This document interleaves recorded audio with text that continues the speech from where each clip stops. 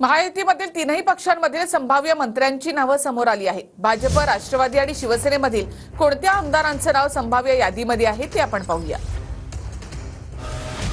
भाजपचे संभाव्य मंत्री देवेंद्र फडणवीस, चंद्रशेखर बावनकुळे, गिरीश महाजन, सुधीर मुनगंटीवार, चंद्रकांत पाटील, आशिष शेलार, प्रवीण दरेकर, रवींद्र चव्हाण, राहुल कुल, मंगलप्रभात लोढा, संभाजी पाटील निलंगेकर, गणेश नाईक, नितेश राणे, संजय कुटे, शिवेंद्रराजे भोसले, माधुरी मिसाळ, राणा जगजित सिंह पाटील, गोपीचंद पडळकर, प्रसाद लाड।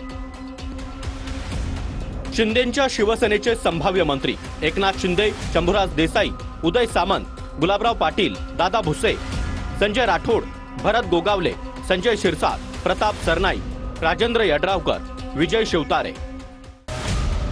अजित पवारांच्या राष्ट्रवादीचे संभाव्य मंत्री अजित पवार, छगन भुजबळ, दिलीप वळसे पाटील, हसन मुश्रीफ, धनंजय मुंडे, धर्मराव बाबा आत्राम, अदिती तटकरे, संजय बनसोडे, संग्राम जगताप, इंद्रनील नाईक, मकरंद पाटील, सुनील शेळके, माणिकराव कोकाटे। आमदारकीच्या पुढे जाऊन मंत्री होण्याची इच्छा आहे की आता इच्छा सोडून दिली? आले, वेळ जवळ आलेली आहे आणि होईल असं आम्हाला वाटतंय। कारण मागच्या वेळेला जे आम्ही थांबलो होतो ते आता तसं काय आवश्यकता वाटणार नाही, कारण फुल मेजॉरिटीमध्ये आम्ही सगळे मंडळी आहोत आणि त्याच्यामुळे ज्यांना मागच्या वेळेला संधी दिली त्यांना परतच द्यायला पाहिजे अशातला काय भाग नाही आहे।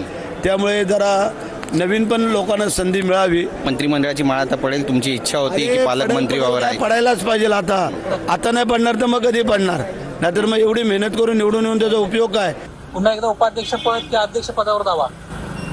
मला वाटतं त्या सभागृहाचं सगळं मी अनुभवलेलं आहे।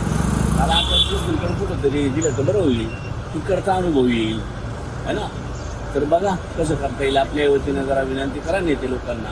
दादा मुख्यमंत्री पद निवड झाली तर आवडेल?